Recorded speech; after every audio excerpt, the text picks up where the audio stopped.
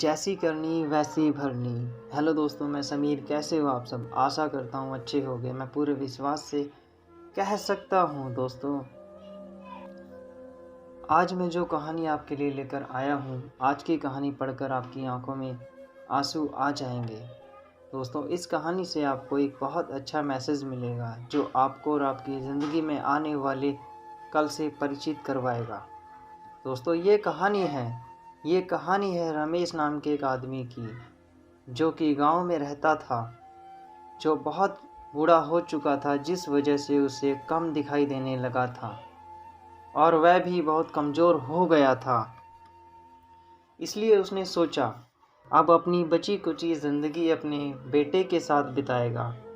ये सोचकर वह शहर में एक रह रहे अपने बेटे के घर चला जाता है। बेटा इंजीनियर था, दिल्ली शहर में एक छोटे मकान में रहता था, लेकिन घर में ज़रूरत की हर चीज़ मौजूद थी। घर के अंदर जो चीज़ें थी वह कीमती थी। उस मकान में बेटा, बेटी की पत्नी और उनका एक 6 साल का बच्चा था। ये छोटा सा परिवार साथ मिलकर रहता था। बूढ़े पिता के आने से उनके परिवार का एक सदस्य और बढ़ गया था। यह पूरा परिवार रोज़ सुबह शाम डाइनिंग टेबल पर साथ में बैठकर खाना खाया करता था। बूढ़ा पिता अपनी कमजोरी के चलते हमेशा खाने की चीज़ें नीचे गिरा दिया करता था। कई बार कांच के बर्तन भी टूट जाया करते थे। कुछ दिनों तक तो बहू ने सहन किया, लेकिन बाद में बूढ़े की ऐसी हरकतों से चिढ़ने लगी। एक दिन बहू ने कहा कि ऐसा कब तक चलेगा, हमें कुछ करना पड़ेगा। उसका पति भी इस बात से सहमत हो गया। अगले ही दिन बेटा कहीं से एक पुराना टेबल ले आया और घर के कोने में उसे लगा दिया और अपने पिताजी से कहा, आप आज से यहीं पर बैठकर खाना खाया करना। वो अलग एक मिट्टी के बर्तन में बूढ़े बाप को खाना देने लगे। अपने कांच के कीमती बर्तन बचाने के लिए अपने बूढ़े बाप को अलग बर्तन देने में उन्हें ज़रा भी शर्म नहीं आई।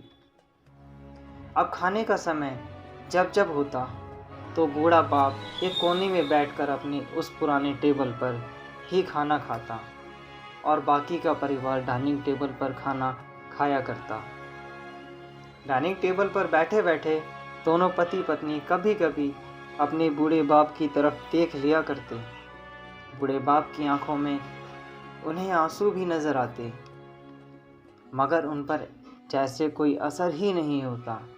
बूढ़े बाप का पोता रवि भी यह नज़ारा हमेशा देखता, पर वह छोटा बच्चा अपने में ही खोया रहता।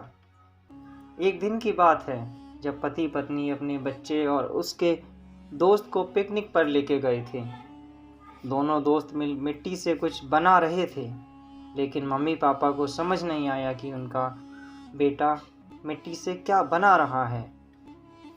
जब बच्चे के पिता ने उसे पूछा, बेटा क्या बना रहे हो मिट्टी से, तब बच्चे ने भोलेपन से कहा, अरे पापा, मैं आप दोनों के लिए मिट्टी का बर्तन बना रहा हूँ। आप बूढ़े हो जाओगे तो इस मिट्टी के बर्तन में आपको खाना दूंगा। अपनी नादान बेटे के ये बोल सुनकर दोनों के दिल में तीर की तरह चुभ गए। दोनों एक दूसरे का चेहरा देखने लगे। बिना कुछ कहे ही दोनों की आंखों में आंसू आ गए और उन्हें उनका भविष्य दिखाई देने लगा। उन्हें समझने में ज़्यादा देर नहीं लगी कि अब उन्हें आगे क्या करना पड़ेगा। अगले दिन कमरे के कोने से वह पुराना टेबल हट गया और अब बूढ़ा पिता और बाकी का परिवार साथ में मिलकर फिर से खाना खाने लगे। बूढ़े की कमजोरी की वजह से हो रही गलतियां भी अब नज़रअंदाज हो गई।